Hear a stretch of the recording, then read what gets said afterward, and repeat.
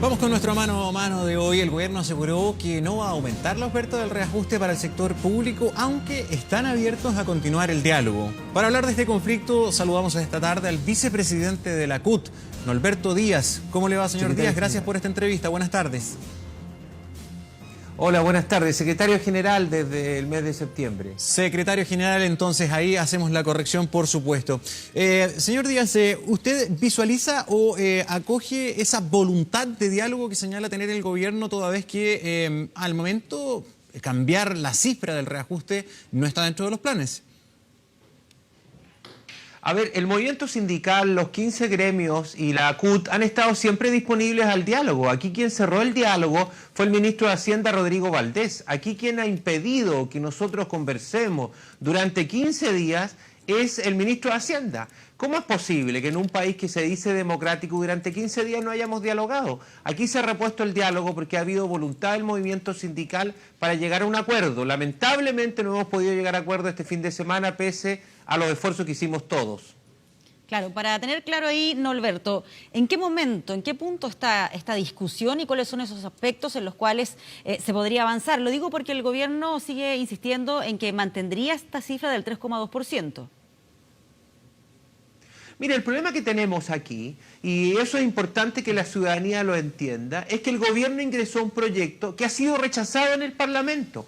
El gobierno ha pretendido, particularmente el ministro de Hacienda, endosarle esta responsabilidad al movimiento sindical. El gobierno hizo un proyecto y este proyecto fue rechazado 3 o 4 veces en el Parlamento. El gobierno insistió con un veto sustitutivo y también fue rechazado. Es el gobierno el que no tiene más de 1/3 de los votos en el Parlamento y esto ha sido rechazado. Entonces el gobierno tiene que convencer al Parlamento, pero para convencer al Parlamento, el gobierno convocó a un diálogo que acogimos de inmediato el día viernes. Ustedes fueron testigos. Como el día viernes fuimos a dialogar hasta hartas horas de la noche. Volvimos a dialogar el día domingo en la mañana, también hasta hartas horas de la noche ayer domingo. Sin embargo, este diálogo, el gobierno siempre insistió en la misma cifra, haciendo esfuerzos muy pequeños en favor de los empleados públicos. Entonces, nuestro problema que tenemos es que el gobierno insiste, primero, en un 3,2 que nosotros rechazamos, y segundo, insiste en mantener y discriminar en los bonos. Este gobierno, el año 2014, le aseguró un bono a los trabajadores públicos de 250.000. Y 2 años después, este gobierno está ofreciéndole a los menores de 150.000, a los que ganan menos de 550, les está ofreciendo un bono de 104.000, y a los que ganan más de 550.000 y hasta 2 millones y tanto, les ofrece un bono de 35.000. Nosotros hemos hecho esfuerzo, nosotros hemos bajado nuestras expectativas y nuestras legítimas demandas. Los 15 gremios del sector público han hecho un esfuerzo generoso por pedir menos. Sin embargo, el esfuerzo que ha hecho el gobierno el viernes, el sábado y el domingo ha sido muy pequeño. Por eso nuestro llamado es a reponer el diálogo y a mantenernos en el diálogo. Nosotros queremos diálogo y acuerdo, nosotros queremos seguir dialogando, nosotros no queremos que este paro se prolongue, nosotros no queremos generarle dificultades a la ciudadanía, esto es doloroso para todos, pero el gobierno no puede mantenerse cercados en lo terco y en la tosudez del ministro de Hacienda, que no ha querido mover ni una cifra. Alberto, ¿en qué van las conversaciones y en qué van las expectativas de los trabajadores? Entiendo que se ha rebajado, la expectativa, la redundancia, del porcentaje de reajuste. Ustedes ya están hablando más o menos de un 4%. Eso significaría que hay una diferencia del 0,8%. Están bastante más cerca. ¿Es así, no? O sea, lo que nosotros aspiramos era obviamente a un reajuste sobre el 6%, pero nuestro afán de llegar a un acuerdo, nuestro afán de dialogar, nuestro afán de no generarle daño a nadie en este país, de generar acuerdos y nuestro afán de respetar la democracia nos ha obligado a que tengamos que reducir nuestra expectativa. Nosotros hemos reducido nuestras demandas y no hemos encontrado acogida en el gobierno. Entonces, el estado en que se encuentran las conversaciones hoy día es en cero. Hoy día nadie está conversando, hoy día hemos vuelto atrás. Perdón, pero para que quede bien claro, en la misma situación que estábamos el jueves pasado. ¿Estamos hablando de un 4%, perdón? ¿Estamos hablando ya de un 4%? Nosotros le propusimos al gobierno, los 15 gremios propusieron el día domingo en la noche, hicieron una propuesta de un 4% de reajuste y un bono de 150.000 para los que ganan menos de 750 y de 75.000 para los que ganan entre 750 y 2,3 millones. Eso tuvo como respuesta por parte del gobierno, que no mueve el 3,2, que mantiene la misma cifra de reajuste, pero además hace una propuesta en materia de bonos que nosotros también tenemos que rechazar. Entonces nosotros nos preguntamos, ¿para qué nos llamaron a dialogar si al final lo que iban a hacer era desordenar un poquito las cifras, pero en la práctica iban a proponer lo mismo? Y nosotros nuestro llamado es a la presidenta y al Parlamento para que recuperemos el diálogo mañana. Hoy día, lamentablemente, hoy día lunes, volvimos atrás con respecto a la semana pasada. Claro, para tener claro ahí en qué van estas negociaciones, ¿en qué fue lo último que quedaron? ¿Se van a volver a reunir? ¿Hicieron ustedes una propuesta y van a esperar la respuesta del gobierno? ¿Cuál es el siguiente capítulo al que debiéramos estar atentos? Bueno, el capítulo terminó anoche con un diálogo que no fructificó, que no terminó bien. El capítulo terminó anoche sin acuerdo. Las 15 organizaciones del sector público, más la CUT como coordinadora de este movimiento, no llegó a acuerdo anoche y por tanto estamos esperando que nos llame el Parlamento o que nos llame el gobierno. En el intertanto, el paro se mantiene por 48 horas.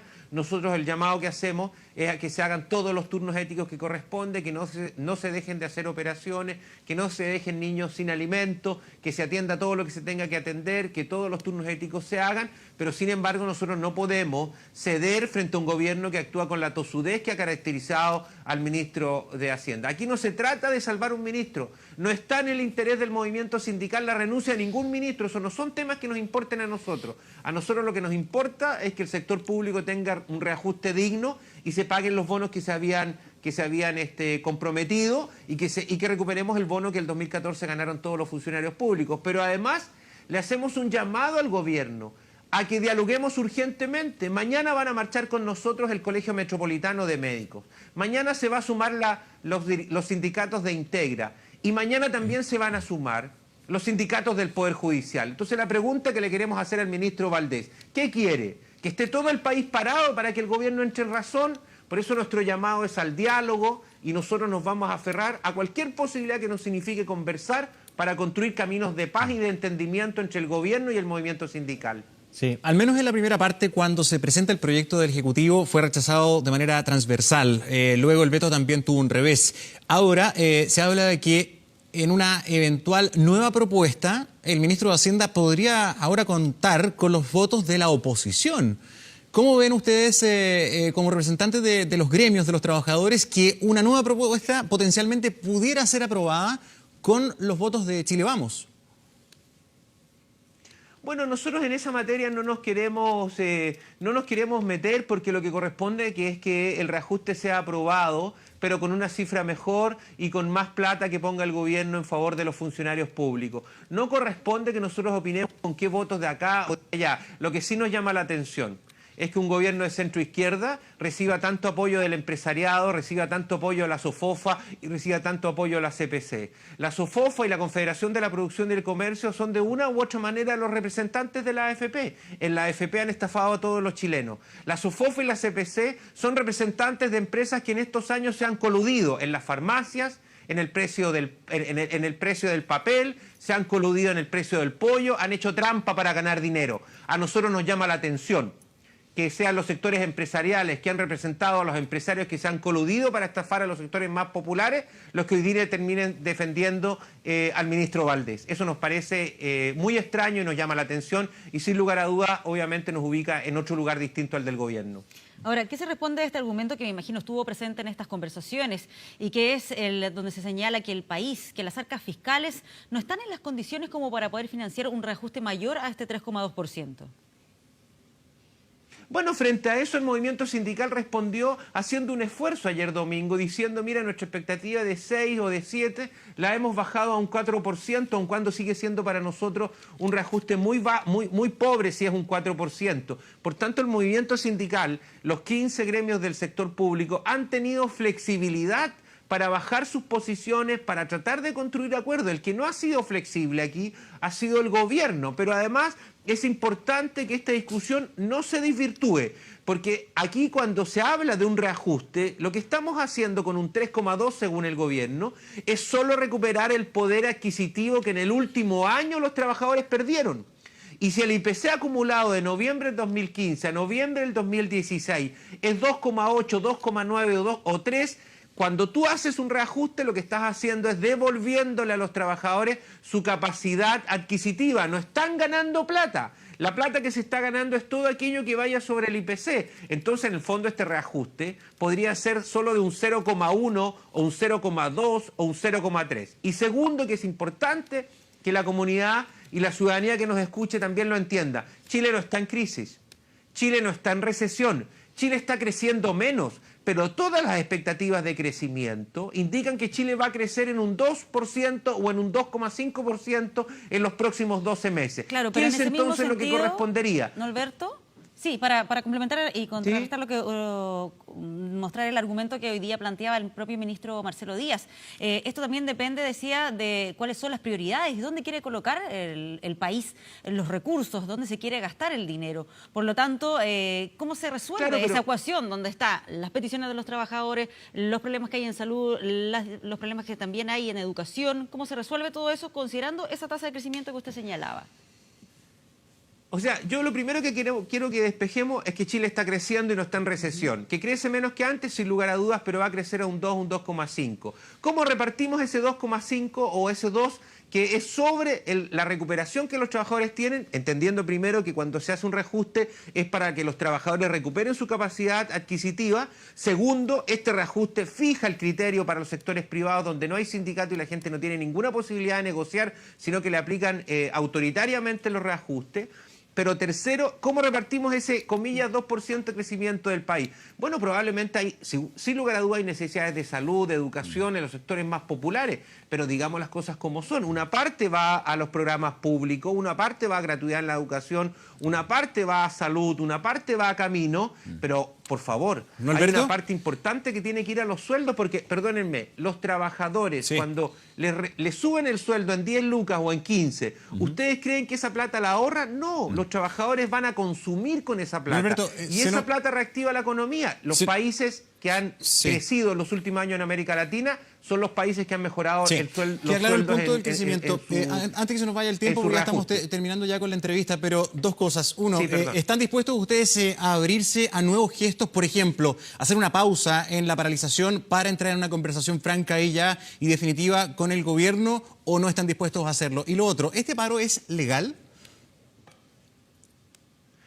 Nosotros no definimos, a ver, voy a responder primero la primera pregunta. Nosotros siempre vamos a estar disponibles a suspender o a parar movilizaciones si es que hay un diálogo efectivo y real. Lamentablemente el fin de semana, aquí hubo paro el día jueves y viernes. El paro terminó el día viernes, este fue un paro de 48 horas después del desalojo injusto y desubicado que se produjo en la Cámara de Diputados.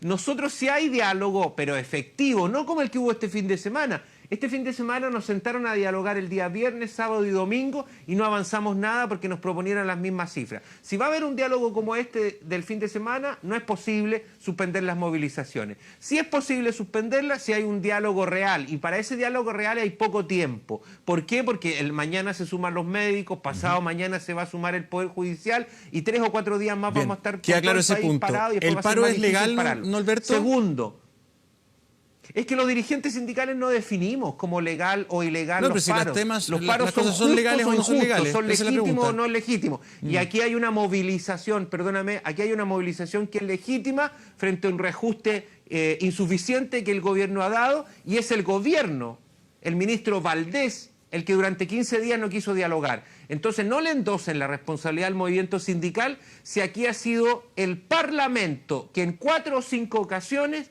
le ha rechazado este reajuste al gobierno. Si el gobierno tiene solo 1/3 de los parlamentarios, que no le endose la responsabilidad al movimiento sindical, porque el movimiento sindical lo que ha hecho es lo que le corresponde, luchar por un reajuste más justo, reajuste más digno. Veremos cómo se va desarrollando esta situación y a ver si pueden llegar a un acuerdo en las próximas horas. Gracias, Norberto Díaz, por acompañarnos esta tarde. Muchas gracias a ustedes. Hasta luego.